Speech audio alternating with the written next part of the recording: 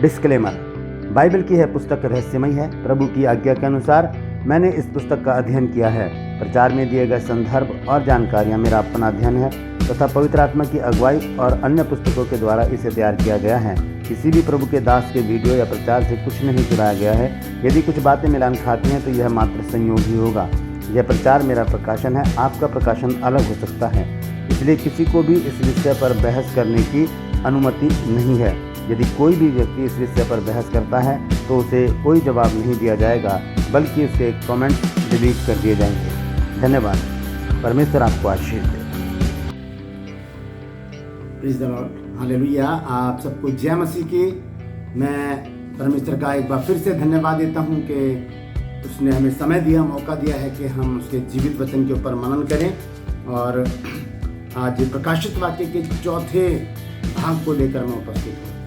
लेकिन ये चौथा भाग कुछ स्पेशल है, कुछ विशेष है, क्योंकि जो अभी 3 भाग में हमने जो कुछ भी सीखा या पढ़ा है, मैं दोबारा से उसमें जाकर कुछ और बातें जोड़ना चाहता हूँ, क्योंकि मैंने जब अध्ययन किया है इसका तो कुछ बातें मेरे सामने आई हैं और मैं चाहता हूँ कि वो आप भी जानें। तो ध्यान से सुनिएगा, देखिएगा, पूरा वीडियो देखिए। मैं आपसे गुजारिश कर रहा हूँ कि इस पूरे वीडियो को देखिएगा, क्योंकि कुछ अद्भुत जानकारी परमेश्वर ने दी है जो मैं आपके साथ शेयर करना चाहता हूँ। तो प्रकाशित वाक्य की पुस्तक बहुत ही महत्वपूर्ण है हम सबके लिए, और ये भविष्यवाणी की पुस्तक है। और हम जिस तरह से हम देखते हैं कि बाइबल 2 भागों में बटी है, नया नियम और पुराना नियम, लेकिन मेरे विचार से ये तीसरा भाग है बाइबल का, प्रकाशित वाक्य। ये अलग ही है, ये अलग है, बाकी सभी पुस्तकों से ये अलग है। तो आज मैं एक अध्याय पर ही बातचीत करूंगा, क्योंकि अभी बहुत कुछ रह रहा है एक अध्याय में। हमने सिर्फ 4 पद तक ही उस पर विचार किया है। मैं थोड़ा सा उसका व्याख्या करूंगा इसके साथ, आपके साथ, और उसके बाद हम धीरे धीरे आगे बढ़ेंगे। और एक इसी के साथ मेरा एक और श्रृंखला चल रही है जो मैंने कल ही से डाली है, जिसका शीर्षक है व्यभिचार। तो मैं आपसे गुजारिश करूंगा कि आप कमेंट सेक्शन में ज़रूर मुझे बताइए कि आप इस विषय में क्या सोचते हैं। तो आज प्रकाशित वाक्य का चौथा भाग है, ध्यान से आप सुनिएगा। मैं आपका दोस्त पास्टर राज मैसी आपसे मुखातिब हूँ, और आप देख रहे हैं मेरा यूट्यूब चैनल जिसका नाम है ब्रदर राज मैसी। मैं आपसे गुजारिश करता हूँ कि आप मेरे चैनल को सब्सक्राइब करें और मेरे वीडियोज़ को लाइक करें, शेयर करें, और कॉमेंट सेक्शन में ज़रूर लिखें और मुझे बताएँ कि आपको मेरा प्रयास कैसा लग रहा है। हालेलुया। तो आइए, इससे पहले कि शुरू करें, छोटी सी प्रार्थना में करना चाहता हूँ। जीवित और महान दयालु पिता परमेश्वर, हम तेरा धन्यवाद, तेरा शुक्र, तेरी तारीफ, तेरी बड़ाई करते हैं प्रभु, क्योंकि कुछ योग्य है। धन्यवाद देता हूँ प्रभु आज के सुंदर समय के लिए तूने दिया। प्रभु इस वचन को शेयर करने में मेरी मदद सहायता करना। जो भी गूढ़ भेद की बातें तूने मुझ पर प्रकट किया वो मैं तेरे बच्चों के साथ शेयर करना चाहता हूँ प्रभु। तो होने दे प्रभु जी, आज एक बार फिर से बोलने वाला मनुष्य नहीं बल्कि तेरा आत्मा हो। धन्यवाद देता हूँ प्रभु, तूने मेरी प्रार्थना को सुन लिया। प्रभु यीशु के नाम से मांगता हूँ, आमीन। हालेलुया। तो बने रहिएगा मेरे साथ। ये बहुत ही महत्वपूर्ण टॉपिक है, जैसे कि आपने डिस्क्लेमर में सुन लिया होगा, पढ़ भी लिया होगा कि परमेश्वर ने सबको अलग अलग प्रकाशन दिया। ये मेरा प्रकाशन है, और जो भी प्रभु ने मुझे बताया है वो मैं आपके साथ शेयर कर रहा हूँ। और आपको कुछ और बताया होगा, या जो दूसरे पास्टर लोग हैं या जो प्रभु के दासियाँ हैं उनको कुछ और बताया होगा। तो ये है अंतिम समय का अध्ययन। अंतिम समय का अध्ययन, इसको एस्कोटोलॉजी भी कहा जाता है। एस्कोटोलॉजी, इसका अर्थ है अंतिम समय का अध्ययन। एस्कोटोलॉजी इसका अर्थ है अंतिम समय का अध्ययन। तो ये कुछ बातें हैं जो मैंने आपके लिए संजोई हैं, और आप इन्हें नोट भी कर सकते हैं। तो और धीरे धीरे हम जब आगे बढ़ेंगे तो सारी बातें आप नोट कर सकते हैं। इसमें प्रकाशित वाक्य का अध्ययन है, ये भेद की बातें हैं और गुण भेद की बातें हैं जो आपको इस चैनल पर आपको मिलेंगी। वैसे तो बहुत से लोग इस पर प्रीचिंग कर रहे हैं, बता रहे हैं, लेकिन मैं फिर आपको कहना चाहता हूँ कि सबके प्रकाशन अलग अलग हैं। हो सकता है कि मेरा प्रकाशन किसी को पसंद ना आए, तो उसके लिए मैंने पहले डिस्क्लेमर में लिख दिया है। हालेलुया।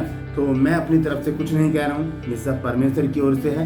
आप ध्यान से सुनिए और अपने जीवन में इसे उतार कर आशीषित होइए। हालेलुया। तो मैं बताना चाहता हूँ आपको कि जैसे एस्कोटोलॉजी का अर्थ है अंतिम समय का अध्ययन। हम अंतिम समय में चल रहे हैं। आप देख रहे हैं किस प्रकार से महामारी है और मृत्यु हमारे चारों तरफ है। उसी के अनुसार हम देखते हैं कि हम बिल्कुल मुहाने पर हैं, हम आखिरी पन्ने पर हैं इस संसार के, और वो पन्ना कभी भी पलट दिया जा सकता है, कभी भी प्रभु यीशु मसीह आ सकते हैं। तो हमें उसके आगमन की तैयारी करनी है। तो बहुत ज़रूरी है कि प्रकाशित वाक्य के वो ढेर हम लोग जानें जिसमें प्रभु यीशु मसीह ने यूहन्ना के द्वारा लिखवाए हैं। तो मैं आपको बताना चाहता हूँ कि कुछ लोग कहते हैं कि यूहन्ना के समय का प्रकाशन है और ये घटनाएं पहली शताब्दी की हैं, पहली शताब्दी यानी कि फर्स्ट एडी की। कुछ लोग ऐसा मानते हैं। कुछ लोग कहते हैं ये आने वाले दिनों की घटनाएं हैं, कुछ लोग कहते हैं आने वाले दिनों की घटनाएं हैं। कुछ कहते हैं इसमें बड़े बड़े चिन्ह पाए जाते हैं जो कुछ भी नहीं इसमें लिखा है वह किसी ना किसी बात को दर्शाता है। ये अच्छी धारणा है लोगों की। वो कहते हैं कि इसमें बड़े बड़े चिन्ह पाए जाते हैं जो कुछ भी इसमें लिखा है वह किसी ना किसी बात को दर्शाता है, कुछ भी, यानी कि उसके भेद हैं, उसके अंदर कुछ ऐसी बात छिपी हुई है जो हमें जानना बहुत ज़रूरी है। और कुछ कहते हैं कि इसमें बाइबल की ऐतिहासिक बातें हैं, ये तारीखों के साथ नहीं जुड़ा हुआ, ऐसा भी मानते हैं कुछ लोग। और कुछ लोग कहते हैं कि 4 अध्याय से आने वाले युग की बातें शुरू हो जाती हैं। इसके 4 अध्याय से आने वाले युग की बातें शुरू हो जाती है। मैंने आपको पिछले एपिसोड में भी बताया था कि 4 अध्याय से 22 अध्याय तक जो लोग मानते हैं कि ये सच्ची घटनाएं हैं जो होने वाली हैं, और उसके विषय में मैंने एक वीडियो भी बनाया था, आप देख सकते हैं मेरे चैनल पर लाइब्रेरी में के प्रकाशित वाक्य 6 अध्याय के 8 पद के अनुसार कि अंतिम समय की भविष्यवाणी है कि किस प्रकार से हम महामारी से घिरे हुए हैं। हालेलुया। ये पुस्तक हमें प्रकाशन के लिए दी गई है। ये पुस्तक यानी कि प्रकाशित वाक्य की पुस्तक हमें प्रकाशन के लिए दी गई है, और इसको इंग्लिश में कहते हैं रेवलेशन, और इसका हिंदी में अर्थ है छुपे हुए को दिखाना, छिपे हुए को दिखाना। अब मैं आपको एक बात बताता हूँ कि आपने बाइबल पढ़ी है, इसमें 4 गॉस्पेल हैं, मत्ती, मरकुस, लूका और यूहन्ना। 4 गॉस्पेल हैं, 4 सुसमाचार हैं। इसमें हम प्रभु यीशु मसीह के बारे में बहुत कुछ पढ़ते हैं, और हम देखते हैं जब यीशु मसीह 12 वर्ष के थे तो उन्होंने मंदिर में जाकर प्रचार किया, लोग अचंभित हुए वहाँ पर। और 12 वर्ष से लेकर 30 वर्ष से लेकर प्रभु यीशु मसीह ने क्या किया ये बाइबल में कहीं नहीं लिखा है। उसके बाद 3.5 साल की यीशु मसीह की सेवकाई, और उसके बाद जब यीशु मसीह गुजर गए, यीशु मसीह तीसरे दिन मुर्दों में से जी उठे, यीशु मसीह स्वर्ग पर चढ़ गए और परमपिता परमेश्वर के दाहिने हाथ पर बैठे हैं। तो उसके बाद क्या होगा क्या नहीं होगा उस सब को दिखाना कि यीशु मसीह कैसे हैं। प्रकाशित वाक्य उस बात को उजागर करता है कि यीशु मसीह कैसे हैं, है ना। तो यहाँ पर हम देख रहे हैं रेवलेशन का मतलब है छुपे हुए को दिखाना, छुपे हुए को दिखाना, रेवलेशन का अर्थ यही है। और मैंने आपको बताया था पहले एपिसोड में कि इसमें 7 प्रकार की धन्यवादियाँ लिखी हैं, और 1 अध्याय के 3 पद में ही पहली धन्यवादी क्या है, वो है धन्य वे हैं जो इस भविष्यवाणी के वचन को पढ़ता है, सुनता है, मानता है। ये पहली धन्यवादी है, और ये सबसे बड़ी धन्यवादी है। और इसको हम माने, इस बात को जाने कि हम धन्य होंगे उस समय जब हम इस भविष्यवाणी की पुस्तक को पढ़ेंगे, जब हम सुनेंगे और उसे मानेंगे, तब हम धन्य होंगे। और इसका जो यूनानी शब्द है उसे कहते हैं एपोक्लिप्सिस। इसका अर्थ है पर्दा उठना, ठीक है। इसका यूनानी शब्द है रेवलेशन का एपोकैलिप्सिस। मैं लिख रहा हूँ यहाँ पर, आप देखते रहिएगा क्योंकि ये लंबी स्पेलिंग है, तो आप देख लीजिएगा, लिख लीजिएगा, नोट कर लीजिएगा। एपोक्लिप्सिस का अर्थ है पर्दा उठना, ठीक है। तो इसका अर्थ है पर्दा उठना। और हम देखते हैं इसमें उठाया जाना, विपत्तियाँ, दूसरा आगमन, मिलेनियम, इटर्नल स्टेल, ये सब कुछ इसमें पाया जाता है। अध्याय 1 के 1 पद में, पहले अध्याय के पहले पद में हम देखते हैं ये प्रकाशन हमारे पास आया, यीशु मसीह ने परमेश्वर ने यीशु मसीह को दिया, और यीशु मसीह ने स्वर्गदूतों को दिया, स्वर्गदूतों ने यूहन्ना को दिया, और यूहन्ना ने परमेश्वर के दासियों को दिया, मुझे और आपको दिया। और हमें और आपको ये वचन कांग्रेगेशन को, कलीसिया तक पहुंचाना है, सच्चाई के साथ, खराई के साथ, ईमानदारी के साथ, कुछ मिलावट ना करके, कुछ भी इसमें जोड़ तोड़ करके हमें नहीं देना है। क्योंकि अंतिम पद में हम पढ़ते हैं, वहाँ लिखा है कि जो कोई इसमें कुछ बढ़ाएगा तो परमेश्वर उन विपत्तियों को जो इसमें लिखी हैं उसके ऊपर बढ़ाएगा, और जो कोई इसमें से कुछ घटाएगा तो जो जीवन के पेड़ में जो कुछ भी है परमेश्वर उसमें से उसके लिए घटा देगा। तो ना हम इसमें कुछ जोड़ सकते हैं ना कुछ घटा सकते हैं। एज इट इज, जैसा है जैसा का तैसा, ज्यों का त्यों हमने इस वचन को लोगों तक पहुंचाना है। क्यों? क्योंकि ये शुरुआत कहाँ से होती है? परमेश्वर से। परमेश्वर ने यीशु मसीह को दिया, यीशु मसीह ने स्वर्गदूतों को दिया, स्वर्गदूतों ने यूहन्ना को दिया, और यूहन्ना ने परमेश्वर के दास दासियों को दिया। और अब परमेश्वर के दास दासियों का एक कर्तव्य है कि वो प्रकाशित वाक्य को कांग्रेगेशन तक, चर्च तक, कलीसिया तक पहुँचाएं। हालेलुया। हम देखते हैं यूहन्ना को पतमस टापू पर फेंका गया था। पतमस टापू पर फेंका गया था क्योंकि उस समय रोमी शासन था, और वह हरगिज नहीं चाहते थे कि यीशु का प्रचार हो, उसकी शिक्षा फैले। ये जो रोम के लोग थे, जिसमें एक राजा भी था पिलातुस, जिसने प्रभु यीशु मसीह को क्रूस पर चढ़वाया था। तो ये रोम का शासन था वहाँ पर उस समय, और वो हरगिज नहीं चाहते थे कि यीशु मसीह का प्रचार हो, उसका नाम फैले। चेले सताए गए, उनका कत्ल किया गया, उबलते तेल में डाला गया, बंदी गृह में डाला गया। यह अद्भुत बात है।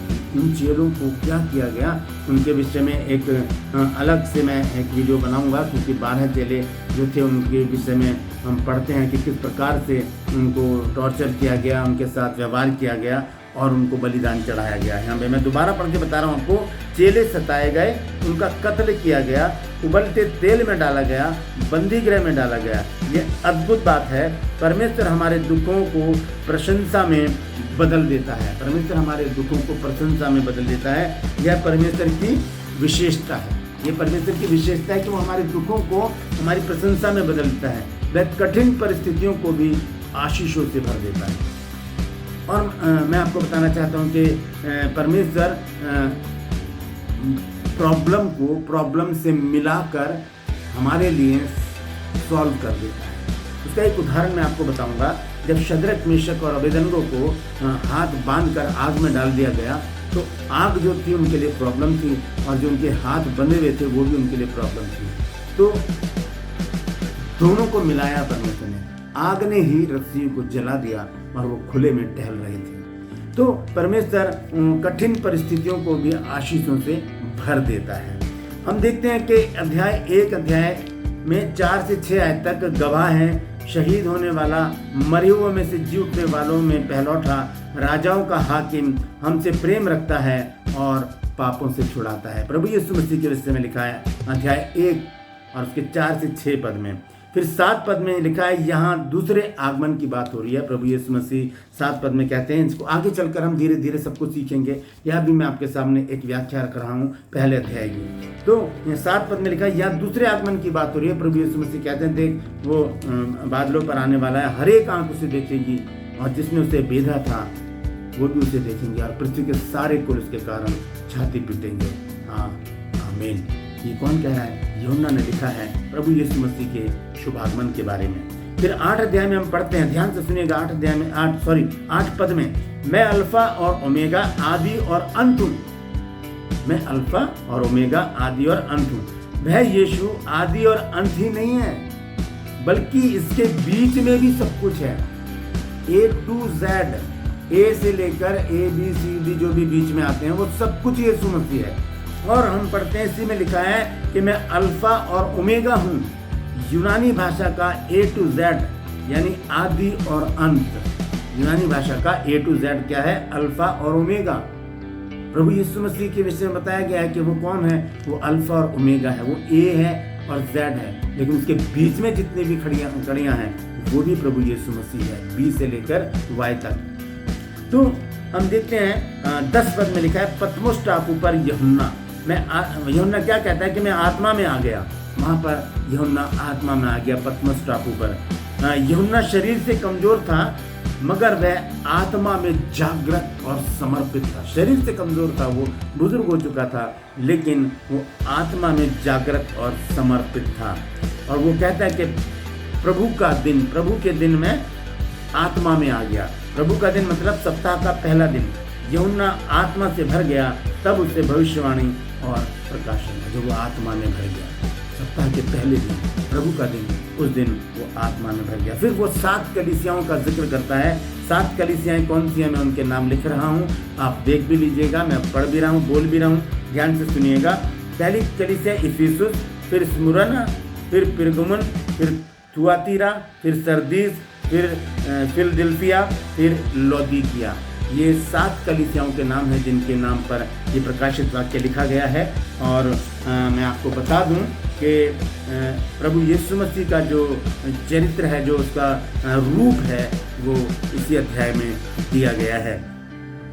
हम देखते हैं वहाँ लिखा है कि लंबा वस्त्र है, सोने का पटुका बांधे है, श्वेत उज्जवल बाल हैं, आंखों में आग है, पीतल के पांव हैं, शब्द बहुत जलकासा है, प्रज्वलित मुंह है, जुबान 2 धारी तलवार है। ये 8 बातें प्रभु यीशु मसीह के रूप के विषय में बताई गई हैं। जिन्होंने प्रभु यीशु मसीह को नहीं देखा वो इस वचन को पढ़ सकते हैं। हालेलुया। पीतल न्याय को दर्शाता है और प्रज्वलित या सूर्य के समान मुंह आत्मविश्वास को दर्शाता है। पीतल न्याय को दर्शाता है, पहली बात, और प्रज्वलित या सूर्य के समान मुंह आत्मविश्वास को दर्शाता है। यीशु मसीह हाथ में 7 तारे लिए हुए 7 दीवटों यानी कि कलीसियाओं के बीच में खड़ा है। ध्यान से सुनिए, बहुत महत्वपूर्ण बात है ये। लिखा है कि यीशु हाथ में 7 तारे लिए हुए 7 दीवटों यानी कि कलीसियाओं के बीच में खड़ा है। यानी आज हमारी कलीसियाओं के बीच में भी यीशु के खड़े होने की जरूरत है। हमारी कलीसिया में क्या प्रभु यीशु मसीह है? हालेलुया। वचन में लिखा है कि हम वचन पढ़ते हैं, एक प्रार्थना करते हैं हम, वो मैं आपको बताता हूँ कौन सी प्रार्थना जो यीशु मसीह ने अपने चेलों को सिखाई। कि हमारे पिता की जो स्वर्ग में है, तेरा नाम पवित्र माना जाए, तेरा राज्य आए।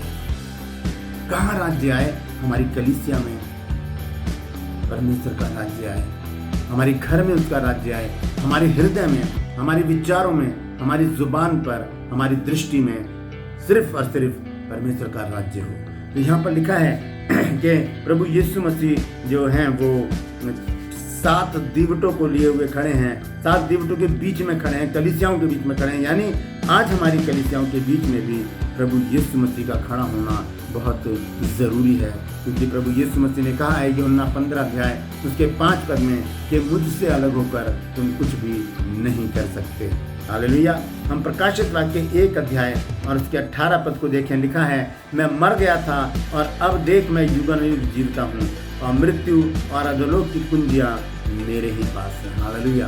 वो प्रभु जिसको हमने बाइबल में पढ़ा है, हमने मत्ती, मरकुस, लूका, यूहन्ना और प्रकाशित वाक्य के पहले अध्याय में हम प्रभु यीशु मसीह के विषय में पढ़ते हैं। वो प्रभु क्या कहता है कि मैं मर गया था और अब मैं युगानुयुग जीवता हूँ, युगानुयुग जीवता हूँ। और हम देखते हैं कि बाइबल में बहुत से लोग मरे और वो जीवित भी हुए। जैसे कि सारपत की विधवा का बेटा एलिया ने जीवित किया, एलीशा ने भी एक व्यक्ति को जीवित किया, मरने के बाद उसने जीवित किया। यीशु मसीह ने भी कुछ लोगों को जीवित किया और संत पौलुस ने जीवित किया। तो लोग जिंदा तो हुए लेकिन वो दोबारा मर गए। लेकिन यीशु मसीह भी मर गए थे, फिर वो जी उठे और वो दोबारा नहीं मरे। यीशु मसीह एकमात्र ऐसी शख्सियत है संसार की, इस सृष्टि की, कि वो मरने के बाद जी उठे और उसके बाद दोबारा वो नहीं मरे। वही कहता है कि मैं मर गया था और अब देख मैं युगानुयुग जीवता हूँ और मृत्यु और अधोलोक की कुंजियाँ मेरे ही पास हैं। और हम 19 आयत में पढ़ते हैं, यीशु ने यूहन्ना से कहा, जो बातें हैं जो हो रही हैं और जो होने वाली हैं उन्हें लिख ले। हालेलुया। तो आइए हम देखेंगे कि प्रकाशित वाक्य को 3 खंडों में बांटा गया है, 3 भागों में बांटा गया है। पहले भाग में क्या है? यीशु मसीह का चित्र, ये अध्याय 1 में है, ठीक है। दूसरे भाग में है 7 पत्रियां, ये अध्याय 2 और 3 में है। ध्यान से सुनिएगा, मैं लिख भी रहा हूँ यहाँ पर, ध्यान से पढ़ते रहिएगा, लिख भी सकते हैं आप। पहला खंड है, पहला भाग है यीशु का चित्र, जैसे अभी मैंने ऊपर बताया, 8 पॉइंट बताए थे आपको। फिर उसके बाद है, ये 1 अध्याय में है। फिर उसके बाद दूसरा भाग 7 पत्रियां हैं, 7 पत्रियां, उसको मैं अगले एपिसोड में 7 की 7 पत्रियों में क्या लिखा है, 7 कलीसियाओं को क्या लिखा है, वो मैं सब आपको खोलकर बताऊंगा, ठीक है। ये स्पेशल एपिसोड है, ये हो सकता है कि मैं इसका शीर्षक प्रकाशित वाक्य भाग 3b लिखूँ, ठीक है। तो इसका तीसरा खंड है क्या क्या होगा, अध्याय 4 से और आखिरी अध्याय तक, 22 अध्याय तक। तो हम देखते हैं कि इसके 3 भाग हमने देखे हैं। पहला भाग है यीशु का चित्र 1 अध्याय में, फिर दूसरा भाग है 7 पत्रियाँ 2 और 3 अध्याय में, फिर तीसरा भाग है क्या क्या होने वाला है या क्या होगा, वो भविष्यवाणियाँ अध्याय 4 से अंत तक। पहली सदी की वास्तविक कलीसियाएं, आज की कलीसियाओं के लिए संदेश और कलीसियाओं का अलग अलग समय, ये सब प्रकाशित वाक्य में बताया गया है। तो मैं आपसे गुजारिश करता हूँ कि आप बने रहिए मेरे साथ, और बहुत सारी बातें अभी हम जानेंगे।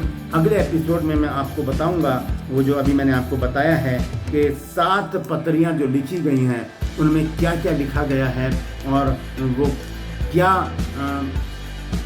प्रभु यीशु मसीह क्या सोचते हैं उन 7 कलीसियाओं के बारे में, और उनको क्या बताया गया है वो मैं आपको बताऊंगा, वो मैं आपके साथ शेयर करूंगा। बहुत जल्दी मैं उस वीडियो को लेकर आऊँगा। मेरा जो कॉन्सेप्ट है वो बिल्कुल तैयार है। मैं जल्दी से इसी मंडे को या ट्यूसडे को मैं उस वीडियो को आपके साथ शेयर करूंगा।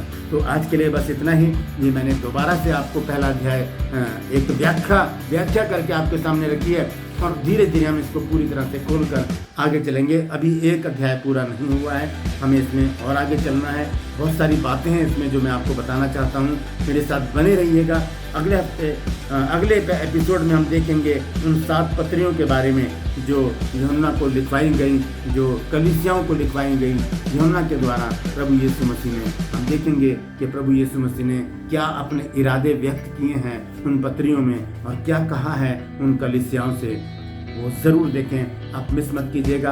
मैं आपसे गुजारिश करता हूँ कि इस वीडियो को पूरा देखिए और इसे शेयर भी कीजिए ताकि बहुत से लोग इन गूढ़ भेद की बातों को जान सकें। आज के लिए बस इतना ही। मैं परमेश्वर का धन्यवाद देता हूँ कि आपने पूरा वीडियो देखा है, और मैं गुजारिश करता हूँ कि यदि आपने अभी तक मेरा चैनल सब्सक्राइब नहीं किया तो इसे अभी सब्सक्राइब कीजिए, मेरे वीडियो को शेयर कीजिए, लाइक कीजिए, और कमेंट सेक्शन में जाकर ज़रूर बताइए कि आपने आज क्या सीखा है। हालेलुया। परमेश्वर आप सबको आशीष दे।